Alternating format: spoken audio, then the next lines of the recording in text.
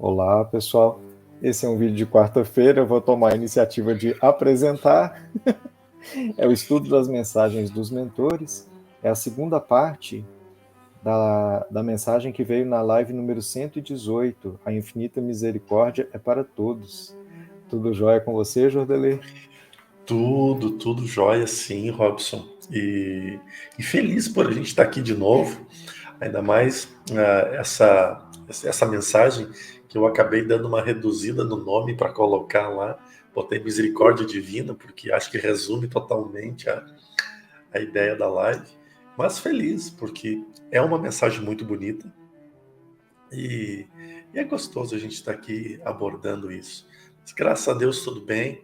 Esse feriadinho tá super bacana, tá super divertido. Pois é, chegando a data do evento, né? Daqui a pouquinho, muitas coisas vão acontecer presencialmente. Ontem, muitas coisas se resolveram em relação ao evento, né? E fechamos algumas parcerias, algumas coisas. Acho que vai estar bem bacana, vai ser divertido. Muito bem, lembrando que esse vídeo está programado para ir no ar no dia 29 de abril, né, que é quarta-feira, logo antes do feriado, então, bem antes do evento ainda, expectativa. Eu vou passar então um trecho da mensagem, é uma mensagem um pouco mais extensa, e nessa segunda parte, o espírito comunicante fala sobre doenças e sobre como as doenças se perpetuam no nosso organismo.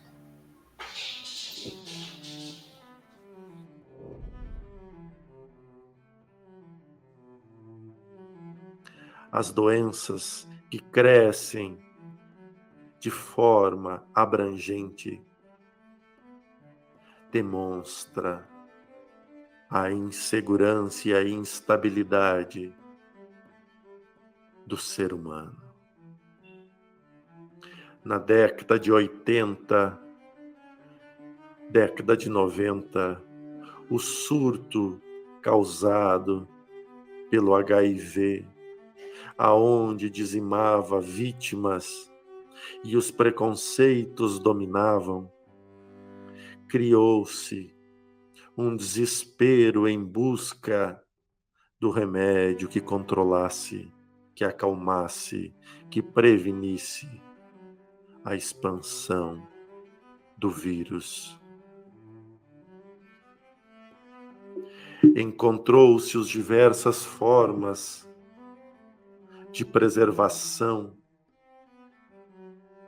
através de métodos seguros, até mesmo pela proliferação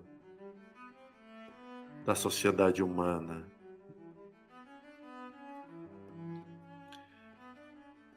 Meados de 2000, 2010, os coquetéis muito bem trabalhados conseguiam e conseguem administrar o equilíbrio trazido por este vírus. Em pleno 2023, mais de 80% da população jovem opta por não mais usar preservação alguma, lançando-se uma vez mais as possibilidades do desequilíbrio, onde agravam os problemas causados pelas DST, fazendo com que a sífilis, uma vez mais, possa entrar no rol das grandes transmissões.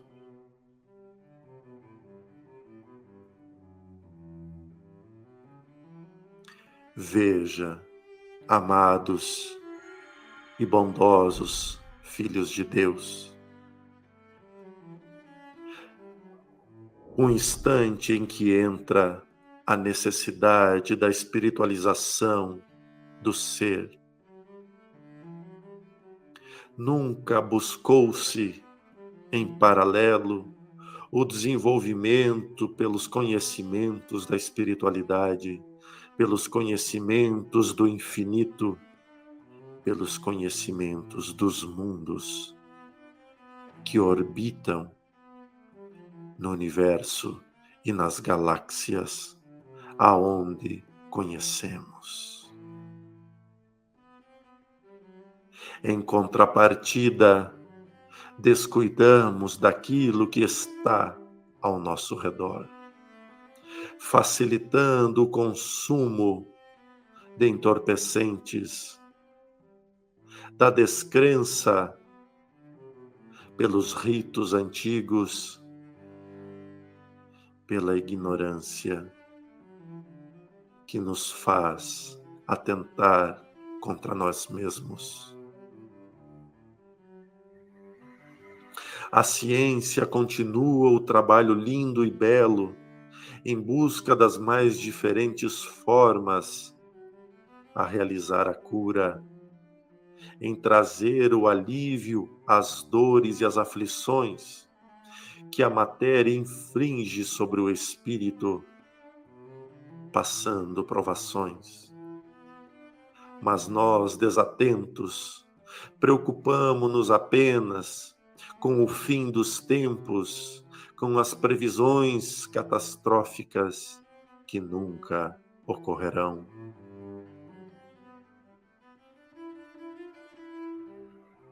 E esquecemos de elevar o nosso pensamento ao alto, rogando pelos necessitados, por aqueles que perdem as esperanças, mesmo acreditando terem sido corretos, bons e gentis,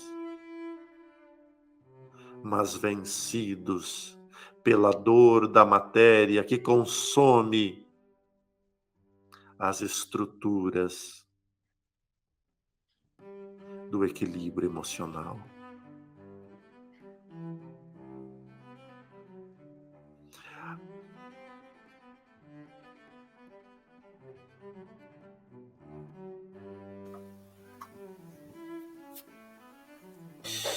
Que mensagem profunda, caramba! Essa mensagem foi até um pouco mais longa que as outras que a gente está acostumado, né? E ainda tem uma parte grande da mensagem para ele fechar o raciocínio, mas aqui ele já trouxe elementos importantes sobre a ligação entre comportamento e doença e sobre o que devemos fazer para manter a nossa saúde, né? Um dos pontos que eu tenho observado bastante, não necessariamente ele tenha dito com todas as palavras aqui, mas ele está abordando o processo da reforma íntima. Principalmente quando ele coloca, né, que ali no passado, na década de 80, né, de 70, 80, o vírus da AIDS dizimava, né, ou seja, era uma sentença de morte. Quem tinha AIDS sabia que em breve desencarnaria. E aí nós tivemos grandes ícones também que passaram e a gente acabou vivenciando, né, como Fred Mercury, como Cazuza, né, e outros. Só que hoje parece que tudo aquilo se perdeu realmente. Aquelas preocupações, aqueles medos. E a gente vê nesse momento a maior necessidade que seria centrar-se, se equilibrar. A gente vê que a espiritualidade negativa, né, eles vêm e trabalham exatamente nesses pontos de prazeres, uma vez mais, e de excitação muito acelerado do processo mental de muitos jovens, dos quais deixaram de tomar os cuidados, mesmo hoje sendo o período de maior conhecimento que a gente tem. E aí que a gente vê exatamente essa batalha. Não é que, por exemplo, pensando nessa batalha entre luz e trevas, né? Não é que as trevas quer ganhar, porque ela sabe que nunca vai ganhar, mas ela quer retardar. E esse processo de retardar vai se dar exatamente pela população. Então não tem... Nós somos os principais afetados nisso. E aí quando a gente se dá conta do quanto nós estamos abusando, começa essa parte final que ele cita também, problemas emocionais, problemas de ansiedade, depressão, e aí começa toda aquela série gigantesca de problemáticas físicas que machucam demais as famílias. Você tocou num ponto que sempre eu fico tentando refletir, né? Até que ponto que não existem espíritos ainda que estão tão inconscientes, né? Ou estão tão hipnotizados que eles talvez nem saibam, né, sobre essa possibilidade das trevas perderem, né? É como se eles confiassem que existe sim uma chance deles dominarem o planeta ainda, né?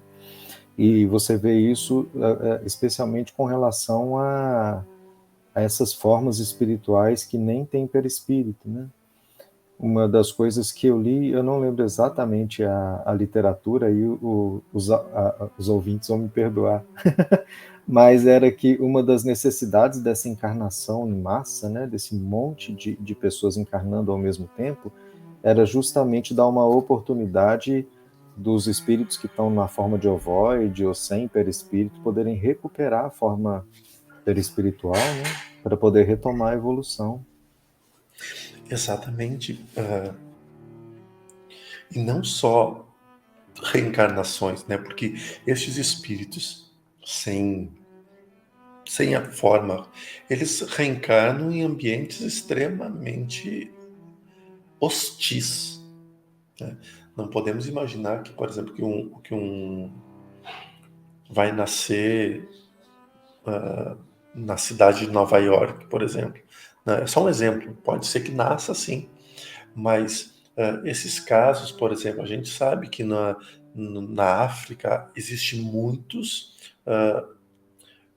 em condições extremamente precárias, onde a mortalidade infantil é absurdamente grande. Então, sabe-se que a chance de vida ali é muito pequena e que também o intelecto não vai desenvolver em função da má alimentação, da má hidratação. E então esses espíritos acabam reencarnando nesses lugares. Porque uma reencarnação, por mais rápida que seja, remolda o perispírito. Já começa o processo de remoldar perispíritos, né? E para que uma ou duas reencarnações adiante ele já esteja na condição uma vez mais. E muito bem lembrado isso, Robson, porque nas figurinhas que têm se trocado sobre esse período, né, que a gente está vivendo agora, estão limpando, arrecadando tudo e mandando para planeta sei lá do que, para o planeta prisão, para o lado escuro da Lua. A gente sabe que realmente tem muitos indo para inúmeros lugares, né? Assim como tem muitos chegando de inúmeros lugares. E isso é um ciclo natural. Agora, Deus não está fazendo, apartando, separando joio de trigo. Não. A espiritualidade nos diz, nos ensina que eles estão exatamente possibilitando inúmeros reencarnes para que estes se arrependam e venham, uma vez mais, para o seu caminho, para o caminho da regeneração, do reequilíbrio. E isso vai levar uns bons séculos, sim, mas é assim, esse é o processo. É verdade, não é? E é engraçado você ter falado de África, né? Porque a África é um dos continentes onde o HIV, que foi citado pelo nosso mentor, ainda Altíssimo. tem um índice altíssimo, e tem um índice altíssimo nas mulheres, né? Porque como lá não tem prevenção mesmo, e tem promiscuidade em relação a essa questão, né? De relação sexual mesmo. Lá tem uma disseminação grande de HIV, inclusive em bebês, né? Porque uma das formas de transmissão é no parto. Então, isso realmente tem uma relação com essa Bom, realidade toda, né? E uma outra coisa que me veio na mente você dizer, né, sobre essas transmigrações, eu imagino que existem países, planetas, né, planetas que já estão na fase de sair da regeneração para mundos felizes, né? Mas que ainda tem um número de espíritos que precisa de passar por experiências de dor, né? Porque no mundo feliz não existe mais a dor, né? Os espíritos já passaram por essa fase. E ainda, talvez, né, tenham espíritos que têm que passar por experiências de dor e que vão vir para cá. Né? Do mesmo jeito que espíritos daqui estão fazendo estágio, né? Eu vejo isso como estágio, né? Igual a gente faz um estágio, a gente está numa escola e faz um estágio numa outra escola, né? E esses que vêm para cá é interessante, Robson, porque eles vêm com aspas, tá? Eu boto aspas porque para a gente não dar importância maior à coisa. Mas eles vêm como missionários, porque já tem tanta coisa resolvida dentro deles que o ruim para eles é viver num ambiente ruim e não ser ruim. Né? Ou seja, a aprovação deles é estar num ambiente pesado, num ambiente difícil, né? Que exija deles, mas não porque haja mais maldade neles, porque já estão saindo da regeneração para feliz, né? Mas então, quando desce, quando chega na nossa escala vibratória, nossa ponto de vibração, aqui são muito esclarecidos, então podem nos ensinar. Esse é o ciclo do movimento, né? É verdade. Esses livros que eu estou lendo do Espírito Lúcio agora, né, que estão falando de... Esse último que eu estou lendo, que eu não vou lembrar o nome agora e eu vou ter que colocar na descrição do vídeo depois, né? Eu estou tentando olhar no Kindle aqui rapidamente, mas não estou conseguindo. Mas que é a história de um espírito feminino que veio no planeta Terra, né, e reencarnou como várias figuras femininas importantes, como a Rainha Esther e a Hipátia de Alexandria, como se ela fosse uma missionária, isso que vem de um país, né, de um planeta adiantado para ajudar aqui. Agora tem um outro que eu li do Lúcio também tem pouco tempo, que é justamente o contrário, né? Um capelino que decaiu, que estava fazendo experiências médicas em seres humanos lá no planeta de origem, e que veio para cá e que depois de várias encarnações, né, aprendendo como amar o próximo, né, numa das últimas, aí ele vem como José de Arimateia, né? Que era um fariseu que no fundo era simpatizante de Jesus e que conseguiu resgatar o corpo de Jesus para ele não ser colocado na vala comum, para ele ser sepultado como uma pessoa digna, né? O que possibilitou toda a história depois do sepulcro e tudo. Mas então a gente vê que esse intercâmbio planetário é muito mais comum do que a gente pensa, né? Muito, muito, muito, muito. É isso que lembra muito aquela frase do Orekenaz, a tua origem é as mãos do Criador. Agora, depois das mãos do Criador, por muitos lugares você já passou. Né? Essa frase é importante, a gente está sempre com ela em mente. Muito bem. E no finalzinho, aí ele fala um pouquinho sobre os outros comportamentos mentais, né? Igual você diz, inclusive o uso de substância, que aí ele só dá uma pincelada rápida, mas que aí ele explica, né, como a origem de alguns desequilíbrios, para depois entrar mesmo no assunto de reforma íntima. Mas, apesar de você ter começado o comentário com esse assunto, acho que isso é cena dos próximos capítulos, né? Não, e é interessante porque nesse ponto tu vai poder trazer bastante informação, né? Porque é a tua área de atuação. E aí a gente consegue também fazer esse mapeamento de como o espiritual interfere na matéria e como a matéria interfere no espiritual. Né? Ou seja, essa simbiose, ela ocorre de ambos os lados. Uma das coisas que eu tenho pensado e me preocupado muito, Robson, né, é ver o quanto as informações da espiritualidade elas estão um pouco distorcidas e como se estivéssemos uma vez mais buscando ritualísticas, fazendo isso, eu tenho aquilo, faço isso, tenho isso, e isso me preocupa demais. Então, quando a gente diz assim, agora vamos todo mundo abrir a mediunidade. Não vai ser assim. Não é assim. Agora todo mundo vai ser curado. Não vai ser assim. E a gente vê Jesus como modelo. quantas pessoas que não conseguiram ser curadas, né, por Jesus. Eu lembro que tem até a passagem aquela do Tiago Menor, que ele pede para Jesus por que ele não foi curado, né? Se Jesus pode curar todo mundo, inclusive à distância, por que ele ali presencialmente não foi curado? E aí Jesus diz, não, mas você vai ser curado, mas tem a hora certa para isso. Tem a hora certa para você ser curado. Agora não é. É isso aí. A gente precisa de ter esse tipo de discernimento mesmo, né? Mas eu acho que sempre que você fala isso, né, me lembra uma outra passagem que a gente já comentou e já vi você comentar também de São Francisco de Assis, né? Que, claro, a gente vai fazer a nossa parte, mas a obra é do Cristo, É né? a obra do Que Cristo. ele estava preocupado com o futuro da igreja e ele estava partindo do plano material, né? E Clara de Assis lembra ele assim, não, mas a igreja não é sua, a igreja é do Cristo, né? Então, vão ficar sementes aqui, né? E a gente sabe que questões de discernimento ainda vão ter muitas, mas cada um vai trilhando o seu caminho e uma hora todos os caminhos convergem. É isso aí. Acho que está de bom tamanho por aqui o nosso comentário, né? Queridos e amados irmãos, muita luz, muita paz para vocês. Desejamos que o término dessa quarta-feira seja cada vez mais iluminado e abençoado.